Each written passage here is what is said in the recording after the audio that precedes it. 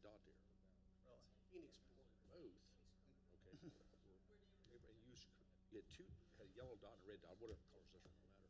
But all these different. So a person, let's just say a person. But they still today, I was going to ask you that next. yeah, still today, they put a paper in a binder.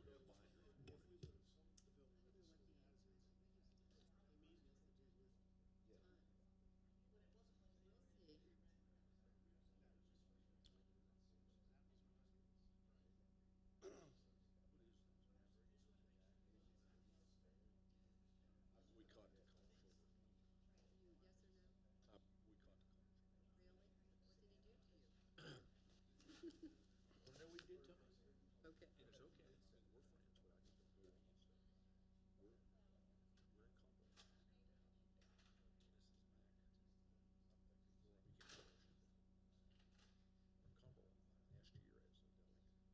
a delegate.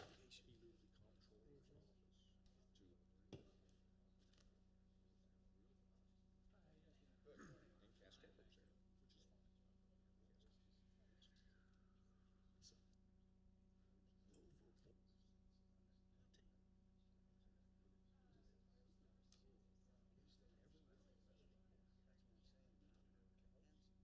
It's over. Such a great guy. I'd like to run against Mike Miller. Who was that? But he knew you, right?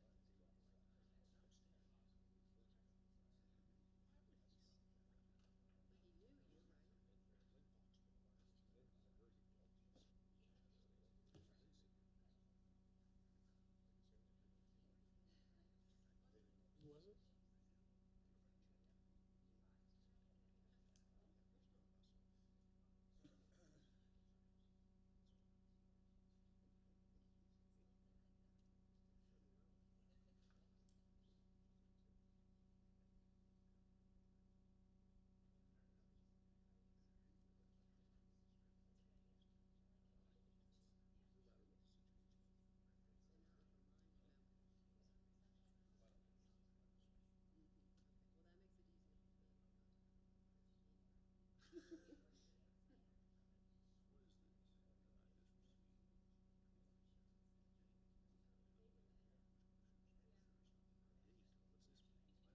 What's this? Meals on Wheels. I forget what's in there. Oh, did you, I sent an email last week that if you want to go on a Meals on Wheels ride. Yeah, I just seen this morning where you all had the state of the county. Do that weeds.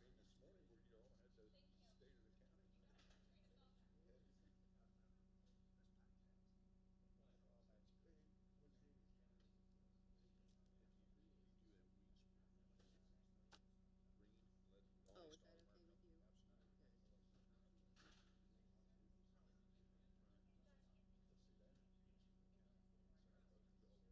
Absolutely. Good. My.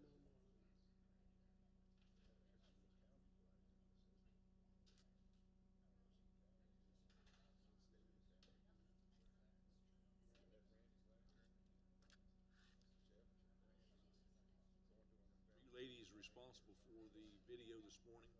That would be her. It's all her fault. Very good. Didn't look like we missed a beat.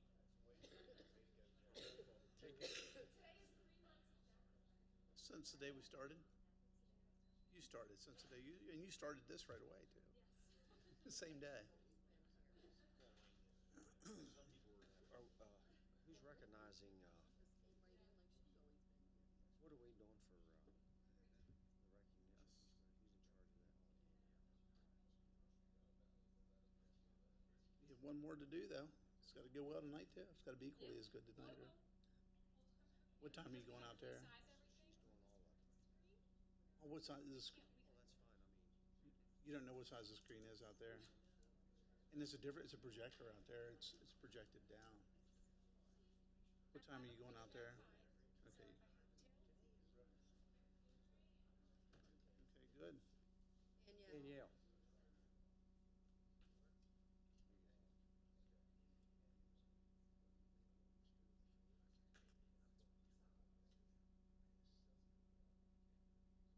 No, you get you.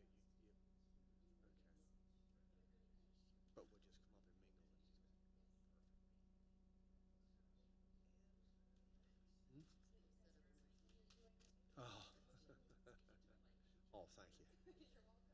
And did you want to set the mic out in the center more so they can talk and then we just walk away from it? Is that what you want to do? I haven't even looked at it yet. I mean, I looked at it on my phone. I just haven't looked at it yet. Wherever you like, yeah, it's up to you, whatever you like.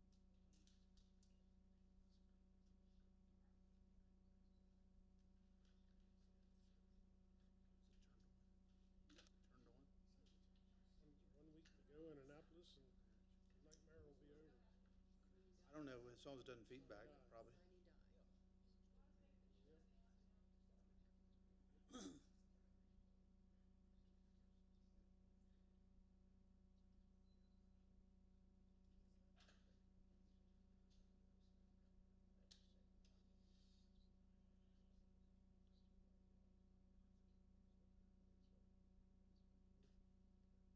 Well, the only thing standing between the start of the meeting and getting today ends, Commissioner Kiefer and Administrator Slocum getting to their stations. Thank you. Oh, you can make. Reporting for duty, sir. I'm gonna. I won't be able to eat all day. Okay.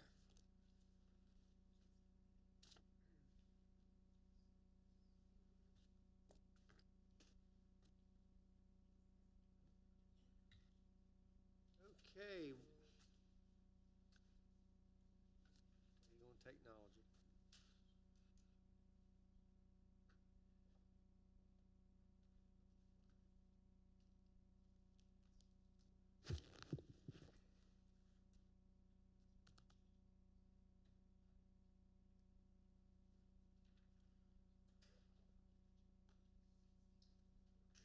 Would we all please stand for the invocation provided by Commissioner Barr, and then we'll follow that with the Pledge of Allegiance.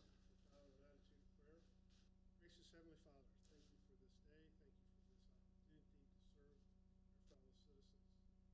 Thank you for the chamber and its State of the County event earlier this morning. Thank you for allowing us to just to participate, to answer the public's questions. Father, we look forward to, again, this evening, open to the public, the citizens that may come out and just inquire of our county and our county government. Direct us and guide us as we give thoughtful, truthful, and Lord, just open and honest answers. Direct us and guide us today that we might serve. Thank you for the opportunity. Pray in thy name. Amen. I pledge of allegiance to the flag of the United States of America and to the republic for which it stands, one nation, under God, indivisible, with liberty and justice for all. Thank you. Please be seated.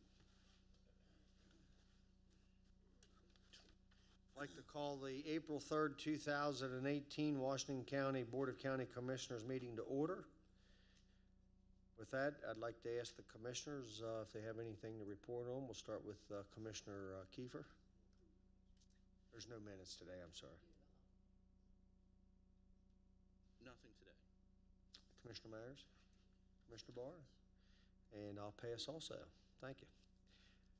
Reports from county staff. We have any staff here today that care to provide a report? Yes, ma'am.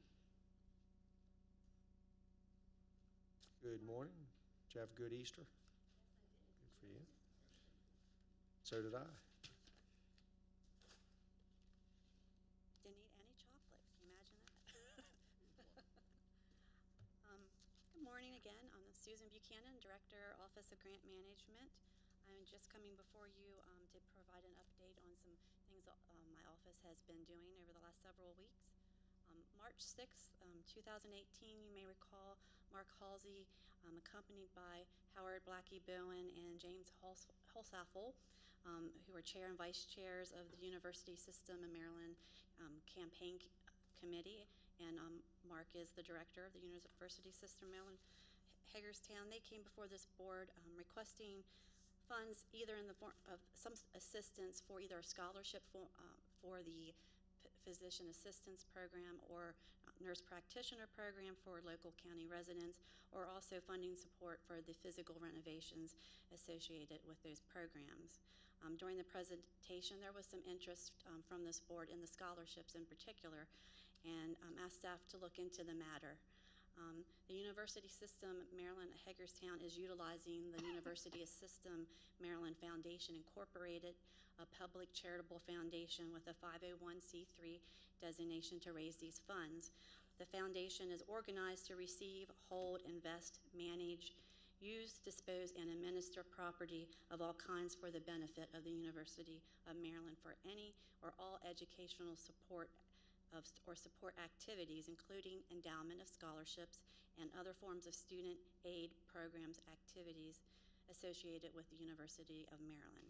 While the foundation receives much of its funding from private donations and interest income, the 501c3 status does allow them to receive grant funds. After the presentation on March 6th, my office reached out to Mr. Halsey to make him aware of some of the possible funding sources available through the county, specifically gaming commission grants, community organization fund grants. He was also provided with instructions of how to apply and be eligible for those funds. They were also sent the updated NOFA requesting applications for the Gaming Commission grant, which was just released this past Sunday, April 1st. Beyond local funding, we've looked into Appalachian Regional Commission funding, community development block grant funding. We've searched all the databases of state and local funding, trying to find something that would fit this need, and we continue to do so. The scholarship funds were somewhat limited. They are an endowment fund, and that poses a challenge. We're looking at ARC looking for the additional equipment maybe needed that might be a possible source. Our office has identified a community and investment tax credit program that may allow them to assist them in their fundraising ability, because it makes it a little more a generous donation that is provided by selling tax credits, so that might help them. And we continue to look for resources that we can share to help them meet their goal. And I just wanted to provide you with that update. And although we haven't secured anything yet, they are on their way. They have, from my last record, $580,000 towards the 1.1 million goal. Any questions? Thank you. Thank you. Any other staff in the chambers care to provide a report?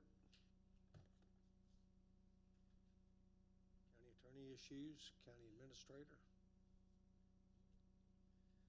Thank you, sir. Trying to make this quick as possible. First of all, recall that there is an evening meeting here at Kepler Theater this evening, beginning at 6:30 for the state of the county. So encourage everyone to attend that can, and thanks to those who attended this morning's meeting. Danielle and her staff, thank you very much for a very well put together presentation. I know you worked and your staff worked very hard on that. Thank you. As directed by the board last week, a task force has been initiated. It is a true collaborative effort. The Board of Education, the City of Hagerstown are involved and will begin meeting tomorrow, Wednesday. I would like to thank Commissioner Kiefer. I'd like to thank Commissioner Barr for agreeing to join and take part in that task force. Very exciting endeavor, and it will be done, I believe, with a great deal of efficiency. We look to have something early May that can be reported on, and be sure that the resources are best used by the county and those other stakeholders. So thank you, Commissioner Kiefer, for recommending that, and Commissioner Klein, that's not here, he recommended that as well last week. So we are following out on that direction. And I did want to make a clarification in today's presentation, and this evening will be the same. I say 800 and 900 full-time staff. It's actually 800, closer to 800 full-time staff. With part-timers, we have over 900. So I wanted to make that clarification. And I also wanted to be clear that while we visited the Highway Department last week, there are several departments that partake and participate in clearing of storms, parks and facilities. We have Dave Mason's here. I know that some of his staff even works towards that. So it's an all-out effort, but highways obviously does have the bulk of the staff members that contribute to that effort. So thank you very much, sir. Thank you. Boards and commissions. Okay, moving right along. Citizens' participation. We have any citizens here today that care to participate? Please come forward, state your name and address, please.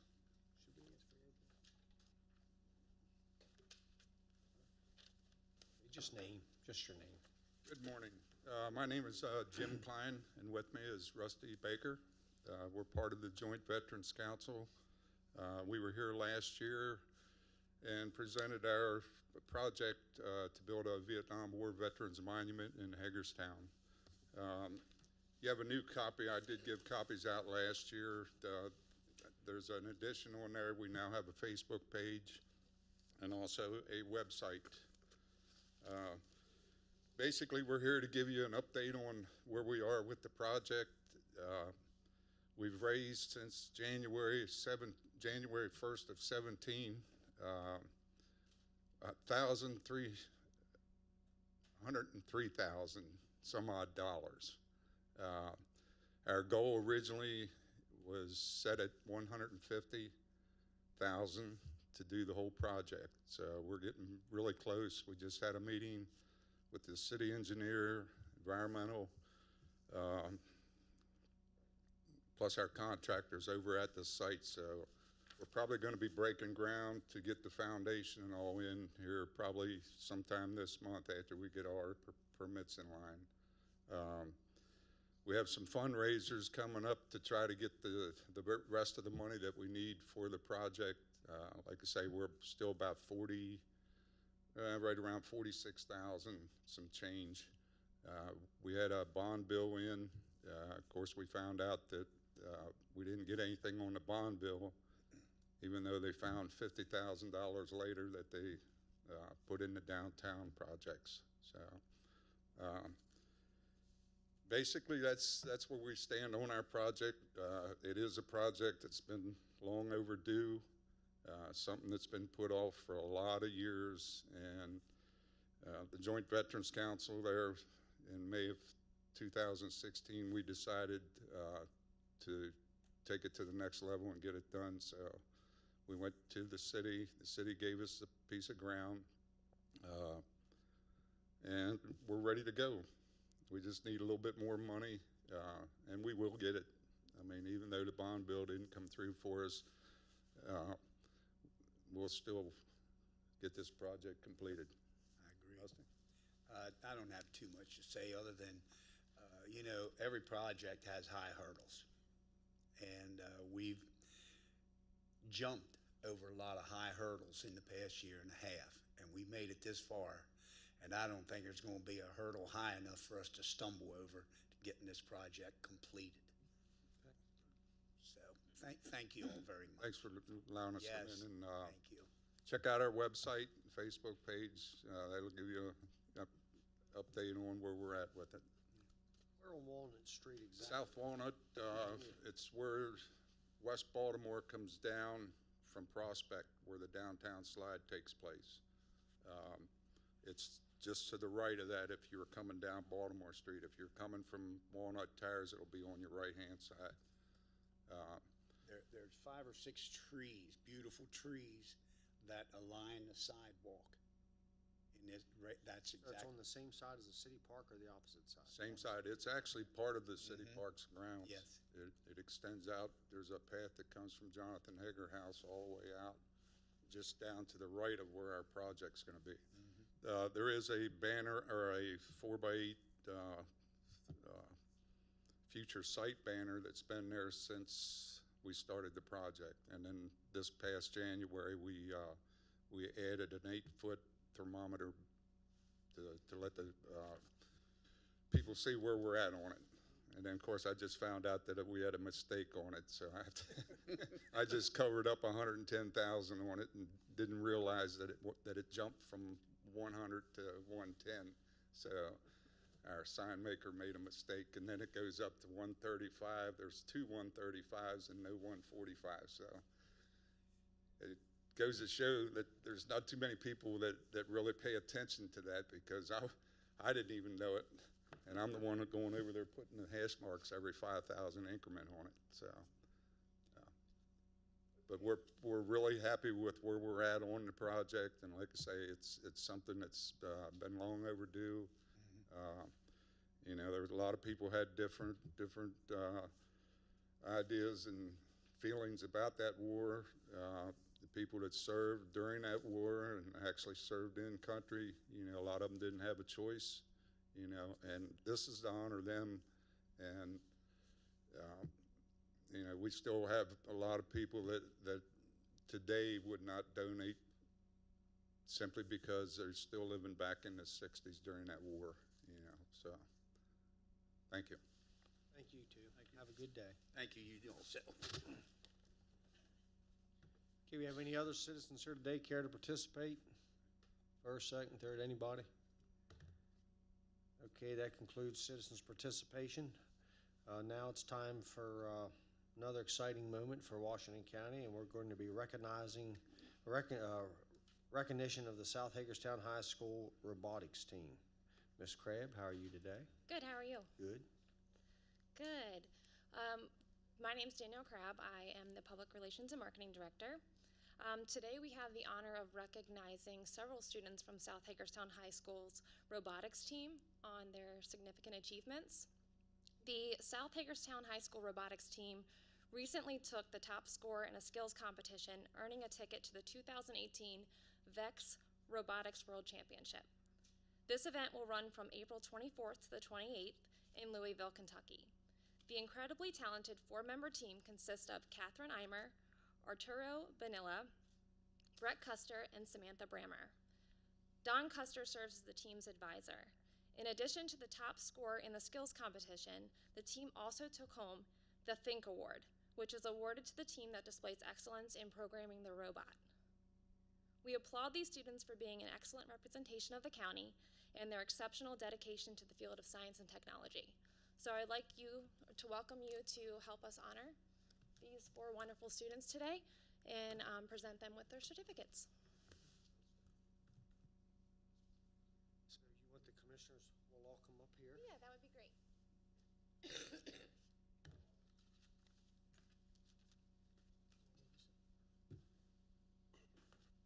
I don't know if you heard that, Commissioners, but that's the world competition that they will be attending in Louisville. Is it Louisville? Yes, sir. Louisville.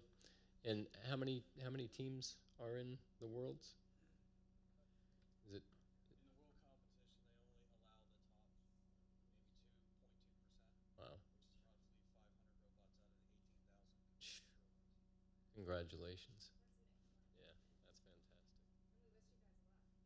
Okay, I guess I'll present the first one. We have a, I'm going to present Brett, You're Danielle. Brett Custer with his certificate.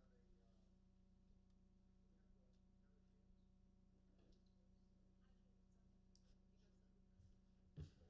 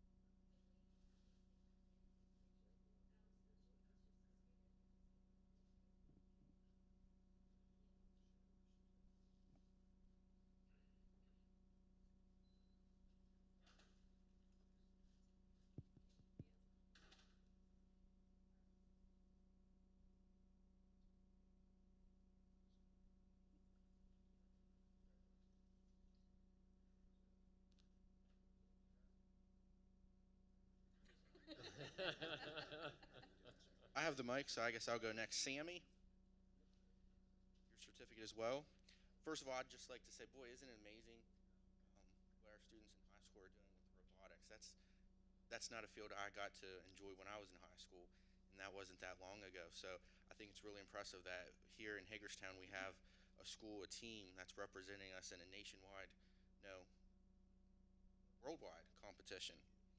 So Sammy Brammer, in recognition of competing in the VEX Robotics World Championship with Team 9080R, the Rebel, we, the Board of County Commissioners of Washington County, hereby congratulate you on this significant achievement.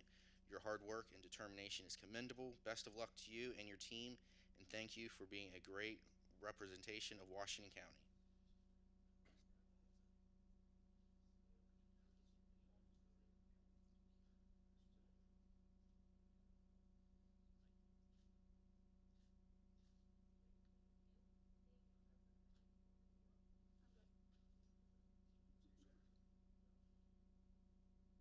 Okay, Artero,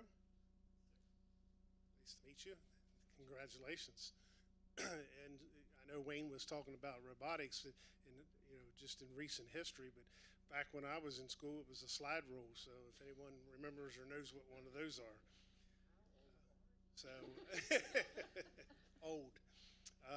Artero, in recognition of competing in the VEX Robotics World Championship with Team the Rebel, we, the Board of Commissioners of Washington County, hereby congratulate you on this significant achievement. Your hard work and determination is commendable. Best luck to you and your team, and thanks for being part of this presentation. Hold that. There's one of our county pins.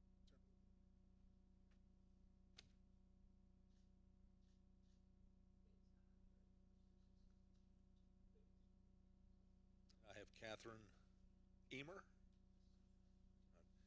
You always see these names that are spelled a little different. They're not good Clear Spring names. It's hard to understand. But in recognition of competing in the VEX Robotics World Championship with Team 9080R, I don't have my glasses on, the Rebel, we, the County Commissioners of Washington County, hereby congratulate you on this significant achievement. Your hard work and determination is commendable. Best of luck to you and your team, and thank you for being a great representation of Washington County. Now, you already heard that 4 times. But as far as robots go, they were talking about the different, what you all do, but every time my wife sees one of those robots on TV that vacuum the floor, she always gets my attention. So, is that what you guys do? All right.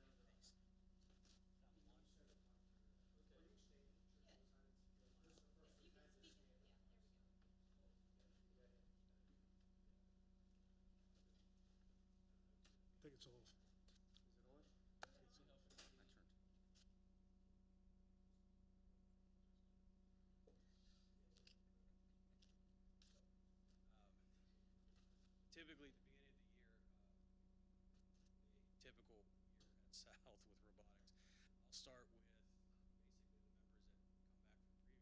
I'll start with anywhere between 12 and 18 previous members, through sophomore, juniors, and seniors. And then I'll get about 25 to 30 freshmen who want to try to join the club.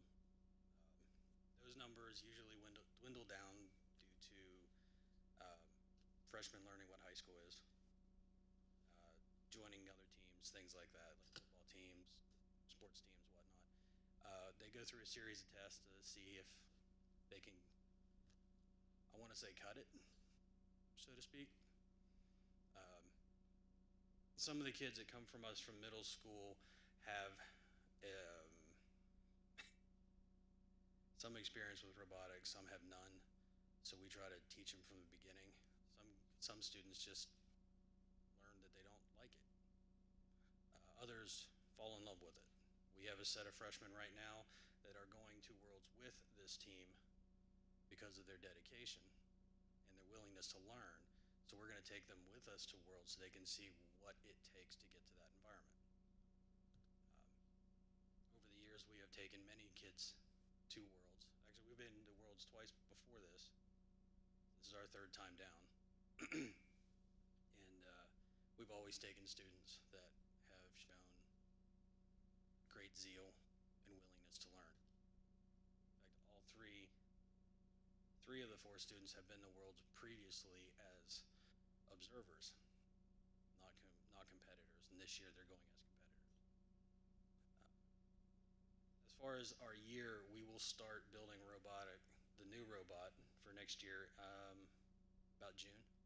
The kids will come in during the summer. We'll do summer programs, Saturdays. They'll come in on their own. And we will design, we will build, we'll test over and over and over and over again until they get something that they like and they use in competition. And then we will take those competitive robots to multiple competitions from Pennsylvania to Delaware to Virginia. Most of our main competitions in Baltimore. And they compete and they get better and better. They earn their way into the state competition, in which this year they, as you heard, took the Top Skills Award. And as I was telling, I'm sorry, I forgot your name. Rob, thank you. As I was telling Rob earlier, they now sit 50th in the world in skills out of the 18,000 robots that are competing, which is an accomplishment in itself.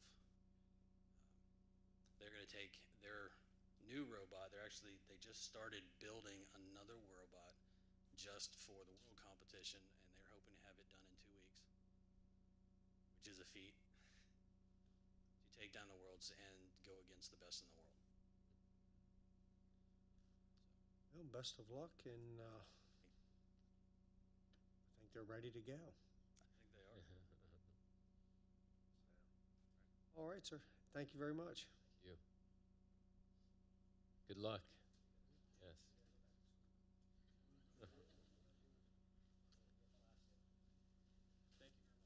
Thank you.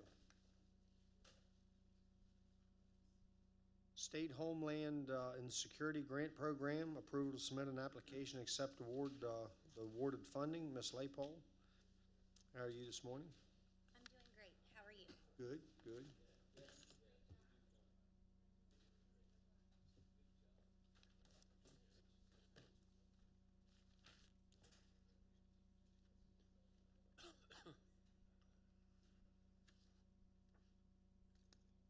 And Mr. Brown, how are you this morning?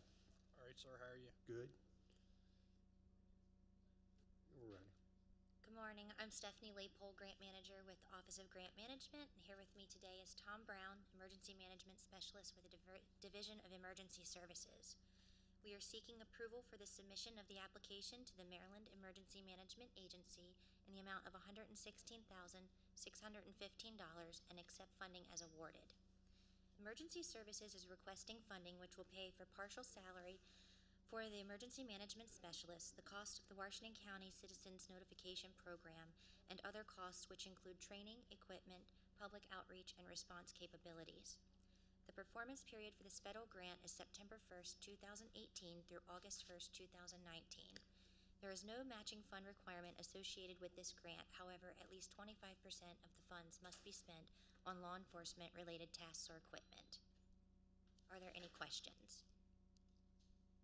If commissioners don't have any questions, need a motion to approve as presented. So moved. Second. Motion and second. Any further discussion? All those in favor signify by saying aye. Aye. Opposed? 4-0. Thank you. Thank you. And I forgot to mention that Commissioner Klein's not with us today. He had some medical procedures. Well, you're up again. Emergency Management Performance Grant, approval to submit application and accept the awarded funding. Ms. Laypole and Mr. Brown, again. We are seeking approval for the submission of the application to the Maryland Emergency Management Agency in the amount of $103,381 and to accept funding as awarded. The purpose for the Emergency Management Performance Grant Program is to provide federal funds to states to assist state, local, tribal, and territorial emergency management agencies to obtain the resources required to support the national preparedness goals associated with the areas and core capabilities. The performance period for this federal grant is October 1st, 2018 through June 30th, 2019. There is a 100% match requirement associated with this grant, which is covered by the Emergency Services operating budget. Matching funds will be in the form of budgeted salaries, which is subject to approval in the county's operating budget for a fiscal year in 2019. Are there any questions? If we have no questions, need a motion to approve. Second. Motion and second. Any further discussion? All those in favor signify by saying aye. Aye. Opposed? 4-0. Thank you. Thank you.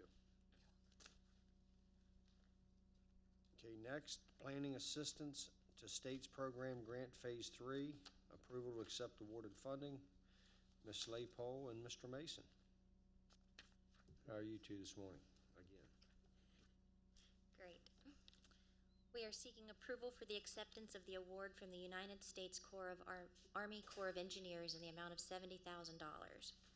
The proposed funding is for the completion of Phase 3 of the Urbanized Area Stormwater Infrastructure Mapping Project with the United States Army Corps of Engineers Baltimore District. The project will enable the county to work towards compliance with the National Pollutant Discharge Elimination System by mapping and inventorying its stormwater drainage system within the urbanized area. The Office of Grant Management has reviewed the grant funding guidelines. There is a 50-50 match requirement, which is covered by the Stormwater Retrofit CIP budget for DNG 039. Are there any questions? If none, need a motion to approve. Move. Second. Motion and second. Any further discussion? All those in favor signify by saying aye. Aye. Aye. Opposed? 4-0. Thank you. Thank you. Have a great you. day.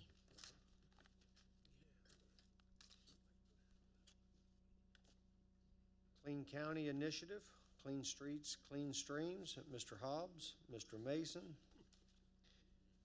Mr. Reed, Mr. Swager. How are you all this morning? Fine, thank you. Good morning. Good. Good morning.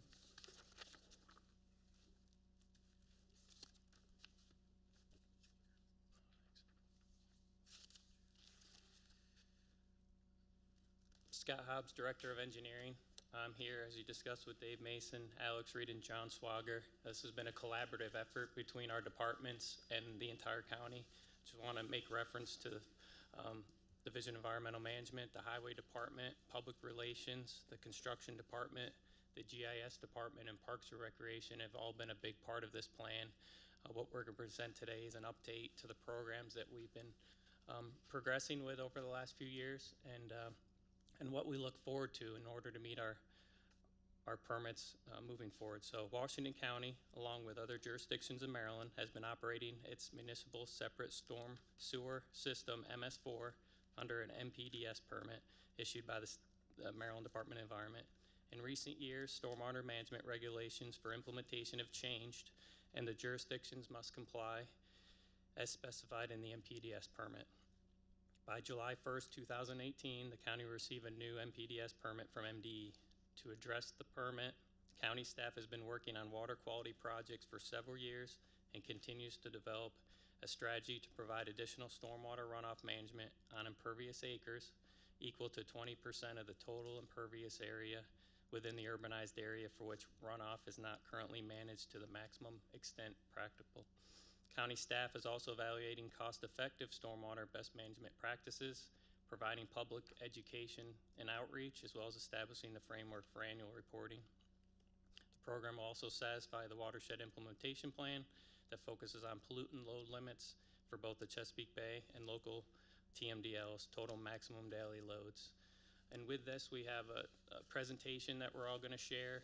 This has been some time in the making, again, with some projects we've already done we're going to highlight. This project, Clean County Initiative, was highlighted in the State of the County this morning, and we want to share with you the progress we've made and the plans we have moving forward. So with that, if we go to the first slide. Clean County Initiative is the integration of the county's compliance efforts for the Federal Clean Water Act. The regulations are set by the EPA and MDE. County has compliance requirements on multiple water quality standards. Each has a specific purpose, but improvement efforts have been overlapping. And what we have, we developed an outline of how Clean County relates to all of our plans, and further in this presentation we'll talk about the WIP program, the Watershed Implementation Plan, the NPDES, how that relates, how the watershed restoration relates, and the TMDLs, which is a key word that everyone sees. Also in the back of the presentation you'll see there's an outline of different keywords that we use throughout the presentation. And then lastly, for the last several years, the county has had a CIP budget for stormwater retrofits to help deal with water quality projects. Stream restorations has been a big part of this project moving forward, and tree planting. So again, we'll share some projects that we've done and then what we have in the works. Next slide. So what the Clean County Initiative is going to do is take all the programs that we have, such as the Watershed Implementation Plan, the MS4, NPDES, and we're tying them all together under one umbrella,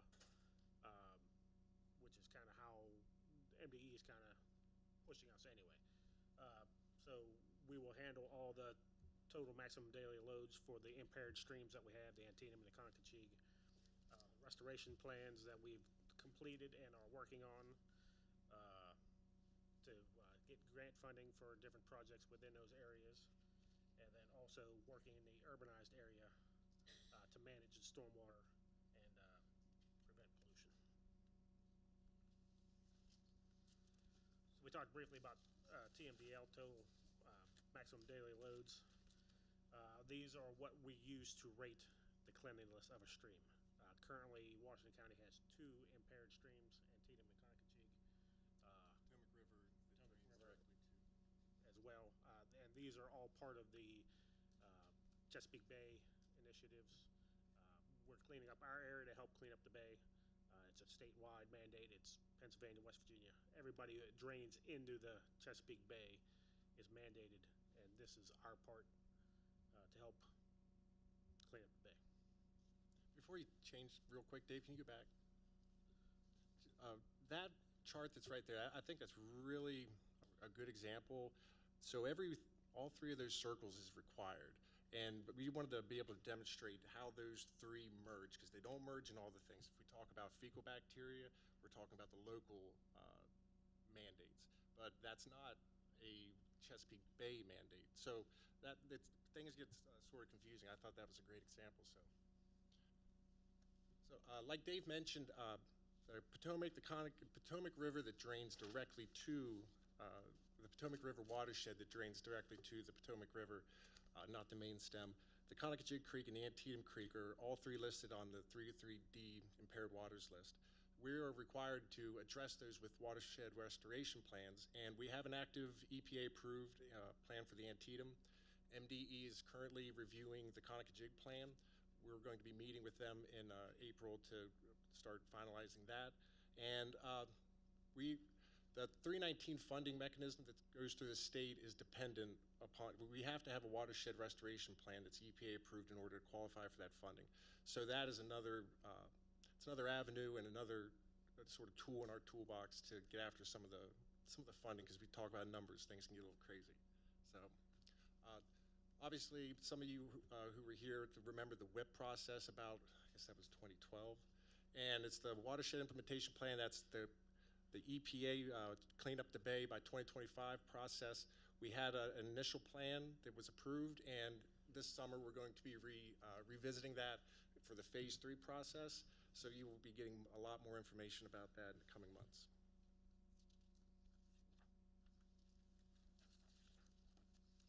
Scott has mentioned in the opening, Washington County does operate under an NPDES permit. It's a phase 2 permit. That permit was issued in April of 2003, expired April 2008, and has been extended administratively by MDE. MDE is issuing a new permit, which we expect to see either the 13th or the 27th of this month, because it has to be recorded with the state registry code. So we expect that new permit anytime. The change in the permit, most of the minimum control measures, which we have listed, are public education and outreach, public involvement and participation, illicit discharge detection and elimination, construction site runoff control, post-construction runoff control, and pollution prevention and good housekeeping remain the same, with some a little bit tightening up on the regulations and tracking of that information. The exception will be the new addition to the permit is our treatment of the, it's actually called Part 5, Chesapeake Bay Restoration and Meeting Total Maximum Daily Loads. This requires us to restore 20% of the impervious areas in our urbanized area that have little to no stormwater management. And we estimate that our 20% number is somewhere roughly around 700 acres that we'll need to treat or restore.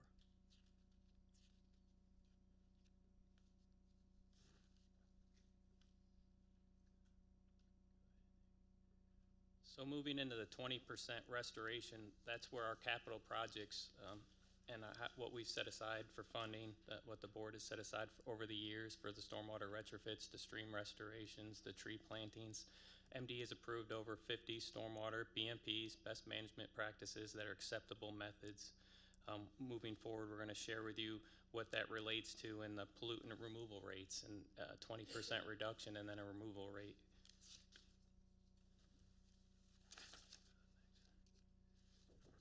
So I mentioned stream restorations. So since 2009, as part of this program, the county has stabilized over 4,000 lineal feet of stream banks. That's the stream restorations, plantings along the stream, imbricated riprap, and some other methods used that we followed MDE practices, stream restoration practices. Alex mentioned the utilizing the 319 federal funding. Over those years, several projects, we've received funding from MDE that through EPA. That was a 60-40 split, so 60% reimbursed through the EPA. They've actually come down and taken a look at our projects. One of the projects there is on the screen. The presentation is Greensburg Road, and you can see before and after. And one of the things we've tried to do is locate some projects that also affect our infrastructure, so you can see just to the right of the picture, you can see a roadway affected. So we've also worked on stabilizing the stream restoration, and then in fact it stabilizes the road bed. Some of the benefits involved are the 4,000 feet. You can see each one of these BMPs has different numbers involved, formulas of how much based on the models that they run in the computer to find out how much reduction in nitrogen, phosphorus, and sediment. So you can see we have goals that we have to meet for that. That's 300 pounds of reduction in nitrogen, 272 reduction in phosphorus, and 90 tons reduction in sediment for that stream restoration project. And if you equate that to impervious acre equivalents, which we have to meet, John referenced the 700 acres in our urbanized area, that would go towards that 700 acres, that 40 acres of stream restoration. So that's a project that we have moving forward that affects those two. So let me make sure everybody can hear me. So talking about the BMPs, typically they're like structural things, stormwater ponds and whatnot. One of the easy ones that we've found that we can get a lot of bang for our buck with is tree plantings. There's money within the CIP every year for tree plantings, and we're going to be maximizing that through leveraging it with grant funding and targeted plantings. So over the next 5 years of the permit, we're going to be performing a lot of landowner outreach that we've already started, reaching out to county residents and asking who has property they'd like to plant, and then potentially fund those plantings through grants and other sources. So an example benefit, just so down below, so 10 acres of trees for one of the mandatory reporting things, that gets us 32 pounds of reduction in nitrogen, 13 pounds of phosphorus, and 600 pounds of reduction in sediment. So just by planting trees on open grass, we get 600 pounds of reduction of sediment, and those are not insignificant numbers. And 10 acres of tree plantings for the MS4 program is the equivalent of taking 3.3 acres of impervious surface, either treated or taking it out of the mix. So that is going to be one of the very cost-effective, and just it's one of the better practices, greening the community.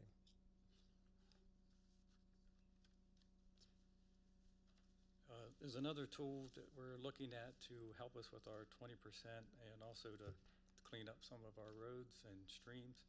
We're looking at developing a program for street sweeping, and we're anticipating that we'll be sweeping our roads within our urbanized area, and the specialized equipment that we're looking at will also have the ability to clean out inlets, which also will allow us to take credit for some of this sediment that we're removing. For an example, we're looking at 200 miles of street sweeping, and the benefits of that are 525 pounds reduction in nitrogen, 210 pounds reduction in phosphorus, and 32 tons reduction in sediment. And in calculating, we're assuming we're going to use mass loading approach, which is essentially the tons collected from the roads. And assuming that we collect 150 tons, 60 acres we'll get credit for 60 acres of treatment for that year by utilizing the sweeper. I know there's some positions that have been put in for the budget for Public Works to man the sweeper. We anticipate using the sweeper 9 months out of the year. And we're utilizing this to help with our 20% and clean up the roads and streams.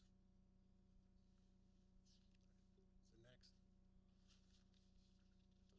One of the pieces of the TMDL is a septic system. There's a septic sector. So underneath the WIP, there's the urban sector, septic sector, and agriculture, wastewater. So for the septic sector, we're going to be working with the health department and a lot of our other partners.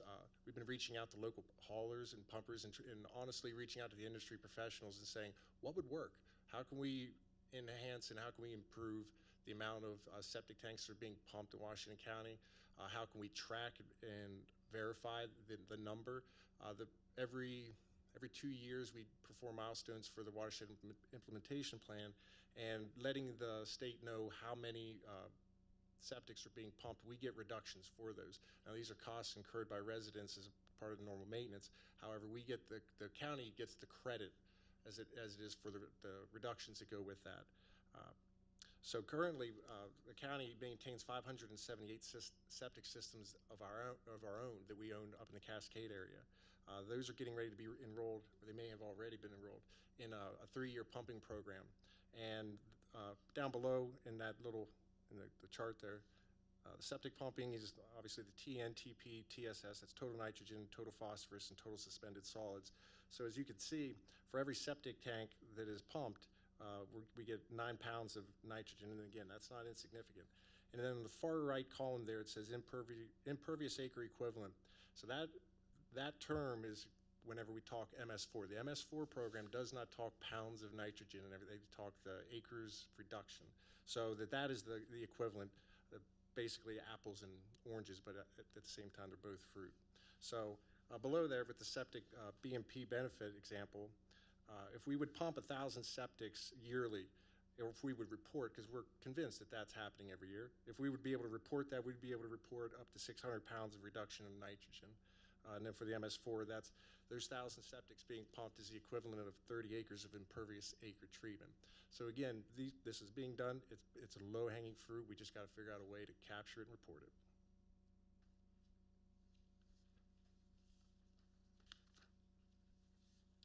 So in summary, Washington County is mandated to comply with federal and state regulations. Fines can be issued for non-compliance. 2018 will be the county's first year with the new permit requirements, and the process is evolving how MDE will address and enforce any non-compliance. But that being said, we recognize that funding levels are falling short for full requirements. However, we'll optimize the cost effectiveness of existing and future funding towards this mandate. And we're looking to always offset and reduce at every opportunity by leveraging existing resources, grant funding, cost sharing agreements to enable increased progress towards these requirements.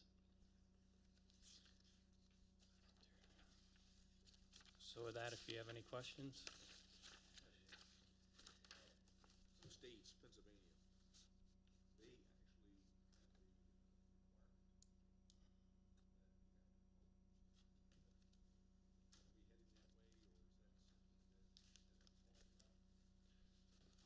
I don't want to speak for the state, because as far as that is DCNR or the DEP in Pennsylvania tying funding. So it's one of the, if you want funding, you'll have the program, and the township could opt out, but they don't, obviously. So that, I don't think that we're going in that direction. Nobody really wants to head in the direction of making people do this. Our initial thrust is going to be capturing what's already being done and working with the industry professionals to find out what would work. You people work with residents every day pumping. How can we increase the number of people who are doing it? Is it an educational awareness type thing? People don't know they should pump 3 to 5 years. And that's something we're going to be exploring with the pumpers, because who better to answer that question? So to answer specifically yours, we're not heading in that direction. We haven't heard any talk from Maryland about that. And obviously anything past just working with the pumpers is going to be something else we're going to have to discuss.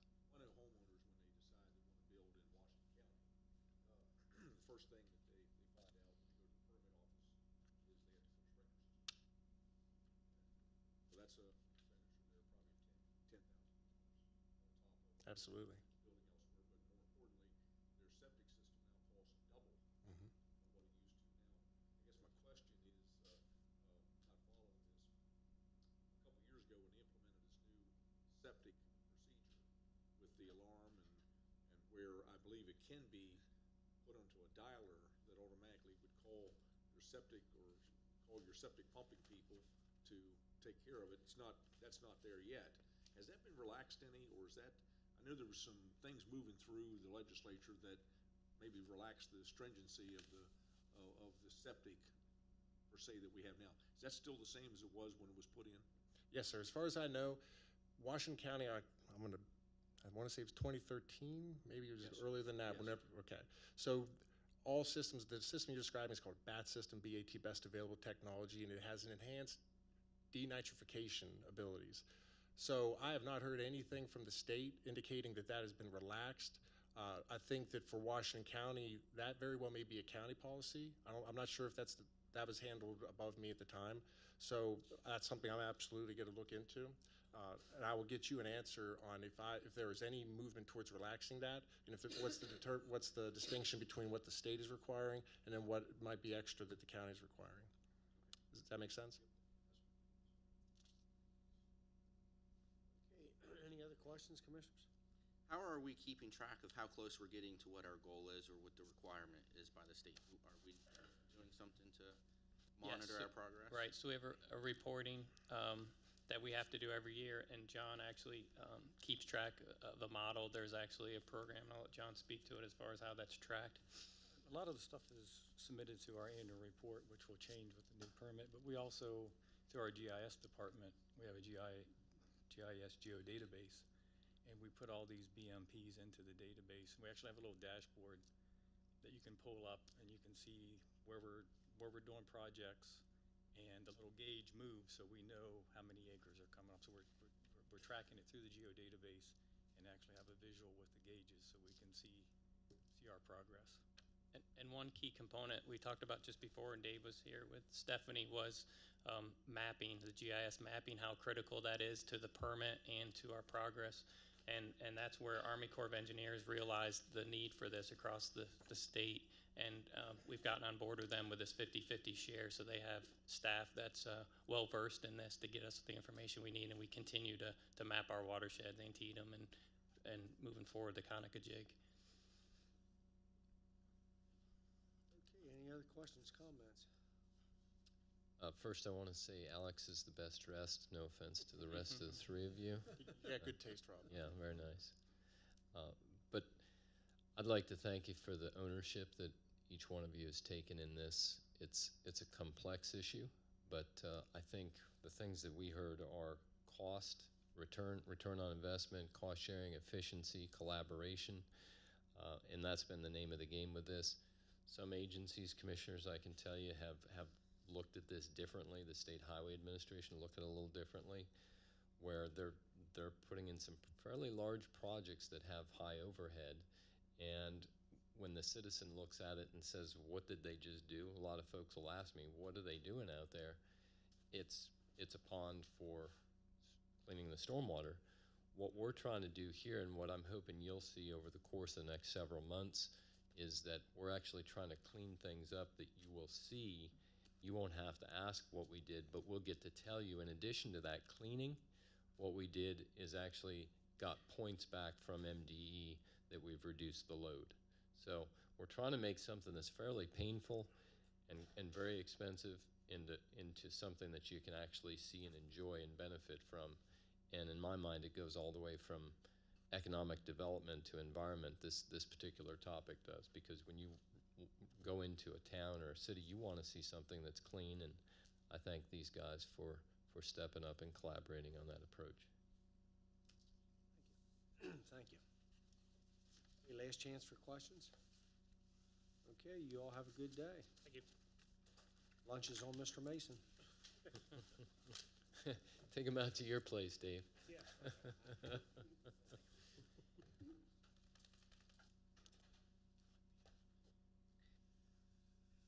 Construction bid award, pavement maintenance and rehabilitation program, FY18 chip seal applications contract. Mr. Hobbs. Yes. Good morning again. Good morning.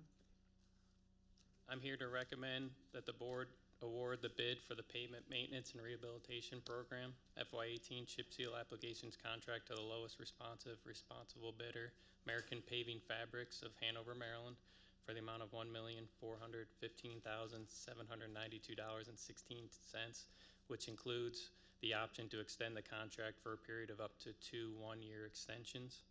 The project was advertised in the Herald Mail, on the county's website, email marketplace.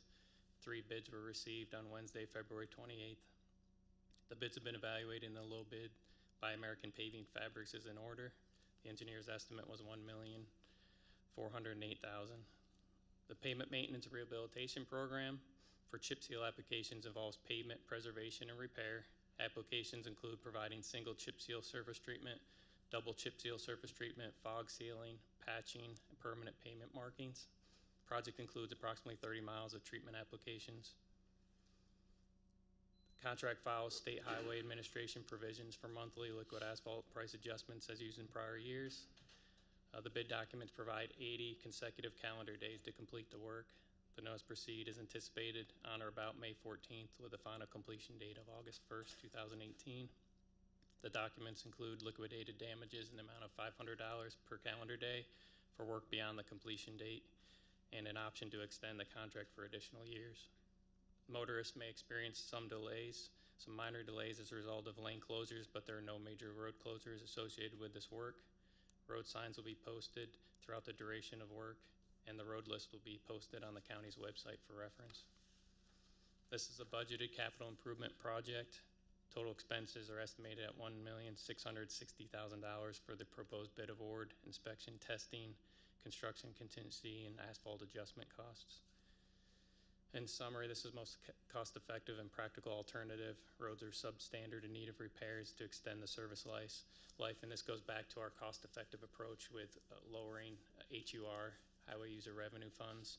This is one of our methods moving forward that we've proceeded with over the years, to help pave more miles of road from year to year.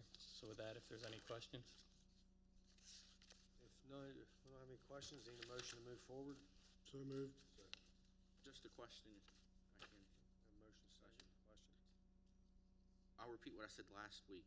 $68.5 million is what we've lost in highway user revenues the last 10 years. But it seems like 30 miles is a little less than what we resurfaced last year. Is that because the cost of the product is going up, or The cost is going are we up. putting less in the budget for that? The cost is going up. The budget was a little less. All paving costs are going up, even with the hot mix asphalt. And then as far as the cost going up, it's also that we have set aside some money for some thin asphalt paving. So we're always looking for cost-effective solutions, being different paving applications. So we set aside some money moving forward for later in the year. That's a thin lift asphalt that the state's getting into the last couple of years and trying some locations. Again, it's all about having the right road condition for the right treatment, and that's what we've invested in our pavement maintenance program about. So that's part of it also. Okay, motion is second. Any further discussion? All those in favor signify by saying aye. Aye. Opposed? 4-0. Thank you. Thanks.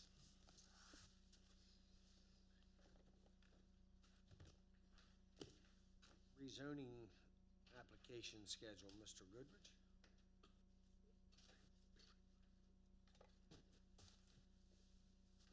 How are you this morning? Good morning. A couple weeks ago, I was here and presented a proposal to improve the customer service aspect of our rezoning application procedures.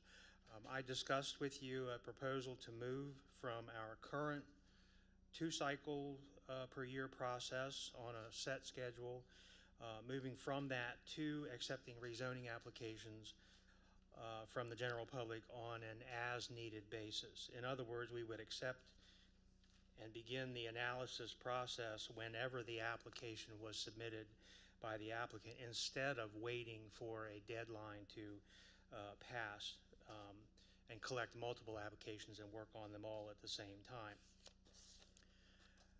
I presented, during the presentation a couple of weeks ago, I presented the benefits of this as-needed application process, which could eliminate a significant amount of wait time for applicants. I also presented the downside of this change, which would be an increase in our advertising cost.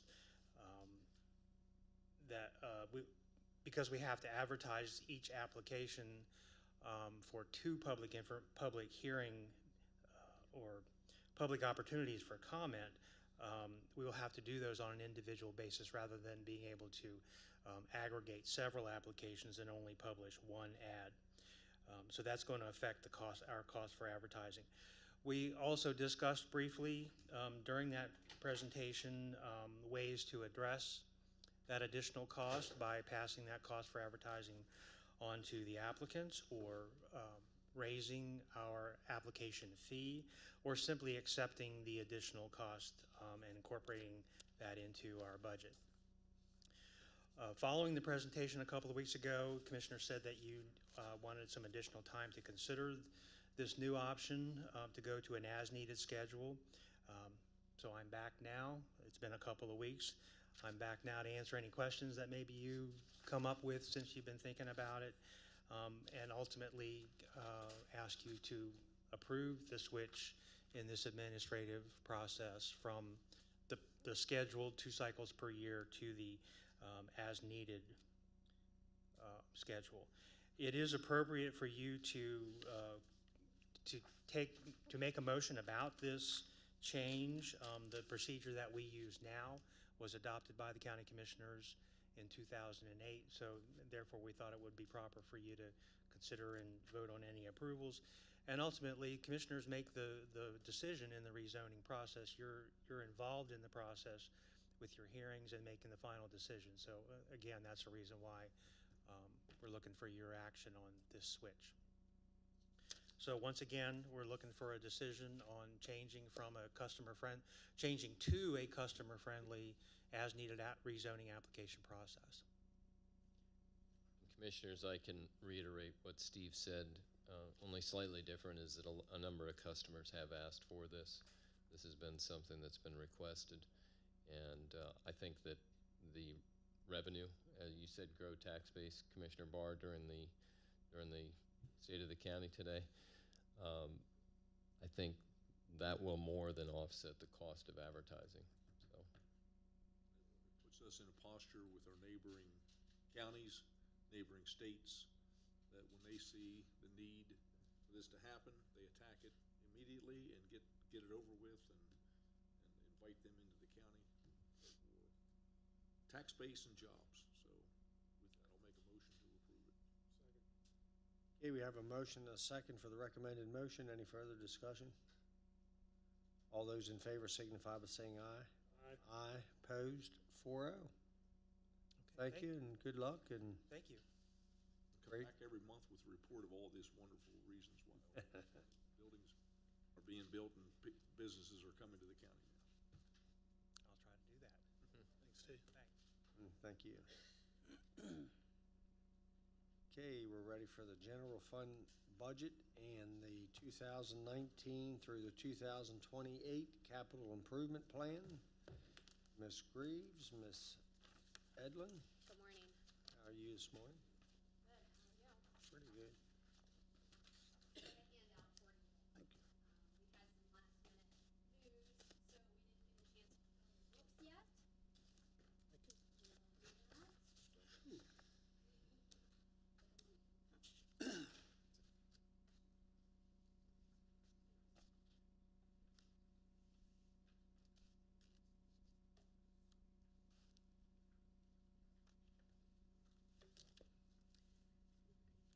We have for you today draft 2 for the general fund operating budget for FY19, as well as draft 2 for the CIP capital improvement plan.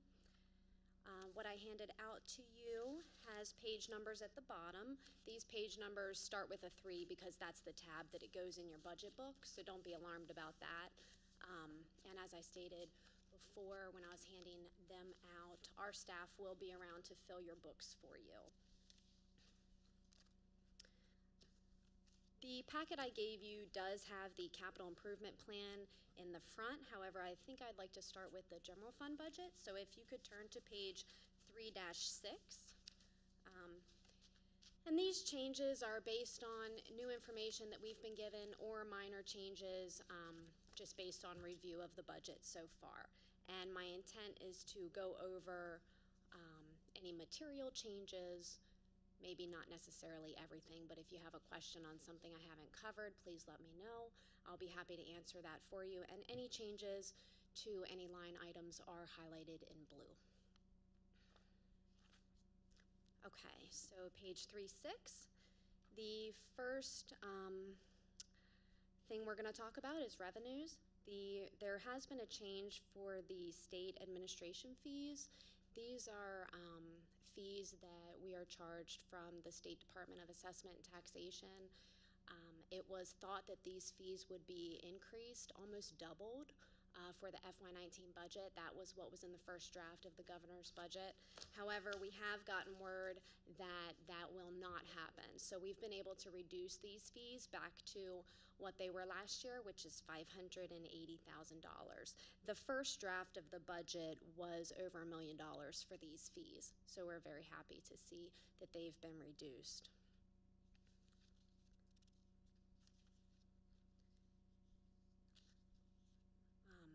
That is the major change for revenue. We had one other change regarding rental income, and that was just there was an amount that was doubled in there, so we caught that and had to reduce our revenue for that. That represented about $15,000. So that was the only other change on revenue. If we want to move forward to expenses, the page number would be 3-10.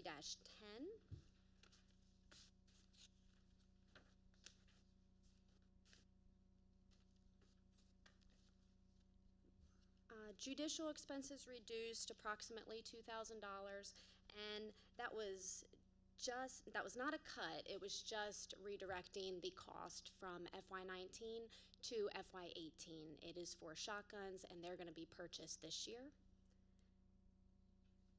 You'll see the fire and rescue volunteer services is highlighted in blue. That is due to an item that came to our attention to be included in the budget. It is for a total amount of $50,000 increase.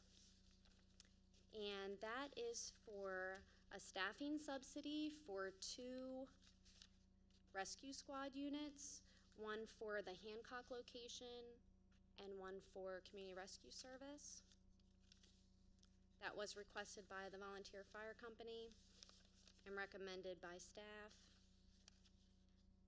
In phase 1 of the fire plan, I believe that the fire companies received this $25,000, and the rescue units were postponed until possibly phase 2, but at this time 2 of the 3 that were postponed are requesting the funding.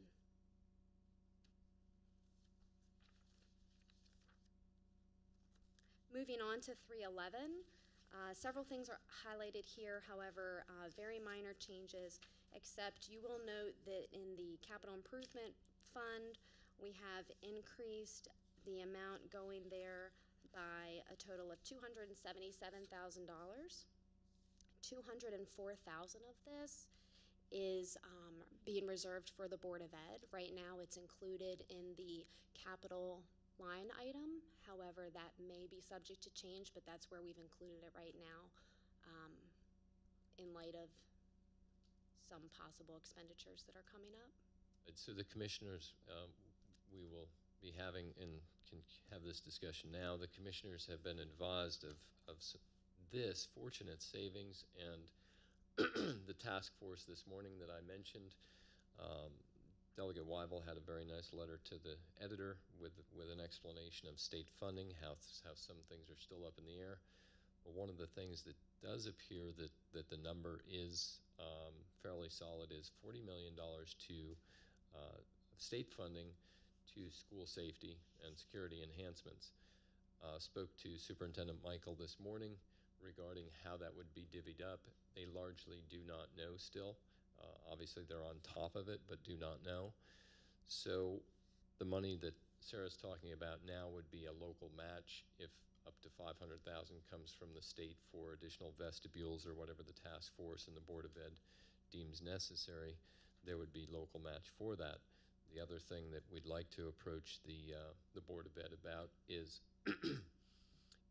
or I'm sorry, I've spoken to Dr. Michael about today, is if there were pre-K, how many could 204,000 add? Right now they're at 5 schools. They need additional. It's about 115,000 per program for all the various expenses. So 230 would add 2 additional pre-K teachers with support, and that is something certainly to consider. The numbers are close enough that if the board wished to do that, we could go that direction. Right now it's in there, so the good news, it's in the budget in that category, and can be moved fairly easily. We may want may want to learn a little bit more from the state and perhaps the task force as to how to move that, where exactly you would like that in the near future. Okay. And you heard me say 277,000 was moved to CIP, so that was 204,000 that we just spoke about. The other 73,000 was moved to systemic projects to fund certain electrical upgrades that we need to do and a roof over at the Dwyer Center. So these are needed improvements, so that's where staff thought best to put the remaining amount. Can I interrupt for just a second, Sarah? Sure. I think that the expenses like that, $20,000 here, $10,000 here, it's expenses like that for electrical improvements that need to be done at Martin Luther King, Dwyer Center, roofs on buildings. These are necessary enhancements. So these monies that we're getting back are certainly trying to be found the most beneficial home for where they're going to do the best good. So Exactly. Yep, thank you. The only other material change to the general fund expense budget would be in the general ops section, which is on page 312. We added $150,000 there, which was the remaining of the savings from the state admin fees, and that is for departmental review as discussed earlier. Last week, the commissioners asked me what the status of each department review was. You will be getting an update. I believe Stephanie's here and has been seeking from the consultant the final draft. And as soon as we have that, we'll provide that to you. Those departmental reviews will go in coordination with that and the individual reviews as we go through each county department. So this is a funding placeholder for minor adjustments for anomalies in the system. And I still am going to review CIP with you, but do you have any questions right now for the general fund budget, revenues or expenditures? I have a question. If we could go to page 310. Yes. Fire and rescue volunteer services, that line item, 7,100,000 and some change. Does that include the staffing subsidy that we give each company? I believe it's 25,000, a round dollar amount, 25,000 to each company. Yes. I'm wondering if it might be possible. Could we look into what the cost might be if we adjusted that staffing subsidy based on, I guess, employee COLA adjustments? Because it is a subsidy to pay for salary, wage expense that our volunteer companies have to contend with. What that dollar amount might be, and if we could do that going forward. Does that make sense? Yes, I do understand what you're asking. Whatever the COLA we might be proposing, I assume we're probably proposing one, we're just not there yet, to talk about that in detail, what that dollar amount might be and mean for our Fire and Rescue Association. Because obviously an employee costs us a little more today than it did 10 years ago. That's the natural trend of wages to increase. I'm sure our fire and rescue companies are feeling that same pressure. Their wages need to increase too over time. So I'd like to see if that's something we can incorporate into the budget if the numbers make sense for us. Yeah, the COLA is a 1.5%, and maybe it was missed, but it did come out during the last general fund discussion. Yeah, 1.5% COLA. What's the dollar amount that we'll be providing per contract? Well, right now we provide 25,000 per. Next year it's going to increase. No, it's just It does not increase right now. That was the Commissioner Kiefer's request. Yes, was an increase. Just while we're having this discussion, Commissioner Kiefer, you mentioned today at the State of the County the year-to-year increases, and I think that's an important question to ask, because you're right, the 25,000 has stayed constant probably for a number of years. But the overall funding has increased, and I guess that's for different expenses like fuel and so forth. Is that what That's that is accurate. for? Okay. Understood. Thank you. Okay. Anything else on the general fund? Okay. So if we want to turn to 3-1, the first page, we can review CIP.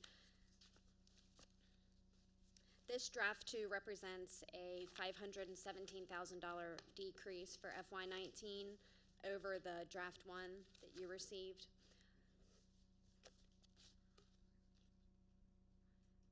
These reductions were made with staff's assistance, so we have talked to departments about these changes. On page 3-1, you'll see the airport roof replacement project is highlighted. This only represents a small decrease due to roof replacement needs right now and available airport funding for that project. On page 3-2, the capital maintenance Board of Ed item is highlighted, and this is reflective of what we just discussed with the $204,000 that we're proposing to set aside for the Board of Ed. And again, if I skip something, it's just because it was a very minor change or just not noteworthy. Page 3-3, you'll see the systemic improvements is highlighted, and it was around $197,000, and that is the $70,000 that we added to that project to fund those electrical and roof projects. The general equipment and replacement program was reduced based on available funding from the general fund. So that was $400,000, and we reduced it down to $260,000. So at the bottom of this page, you'll see the emergency services equipment and vehicle program. The only thing that changed here is in the out years, it's not in FY19, but starting in 2025 through 2028, we did try to increase funding to replace emergency services vehicles. On the next page, you'll see several that are highlighted. Many of these are just shifting costs from one year to another to try to get the budget balanced. The pavement maintenance and rehab program, however, did reduce by $250,000 for FY19. Something to note is that the Eastern Boulevard Widening Phase 2 project reduced by $190,000. So it reduced in the plan in FY19 by $190,000. However, we had secured, well, I say we, but staff, Scott Hobbs had secured a state grant for Eastern Boulevard Widening Phase 1. So because we had some savings there, we were able to use the savings there, push them to Phase 2 in the current year, and then reduce the FY19 amount that was needed. So we're able to find savings in that way. And then on the last page, 3-5, there were some changes to the water quality capital improvement plan. Mainly contingency was zeroed out. It was zero in last year's plan as well, and this is just due to revenue restrictions from that fund. And again, the total amount for the FY19 capital improvement plan is $46,440,000.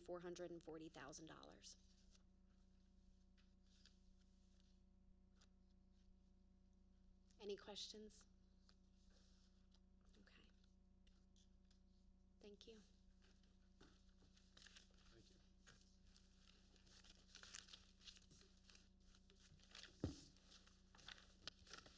Thank you, Kim. Thank you, Sarah. Thank you, Kelsey. And Sonia's already left, thanks to her. I know she does a lot of the work as well. She definitely does.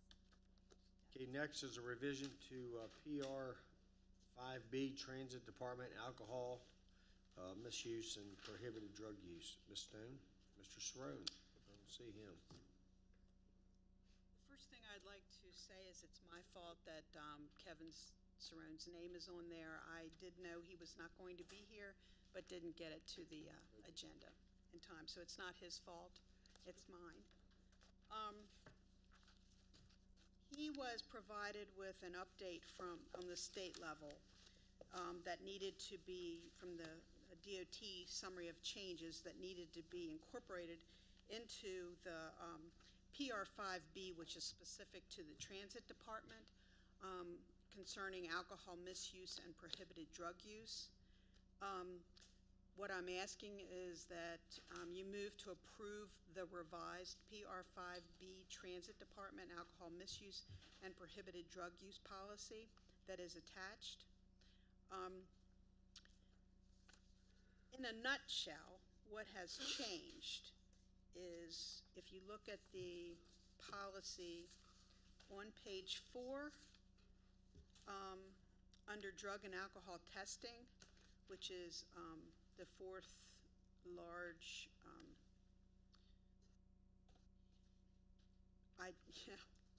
just lost my train of thought. But if you look at 4A3,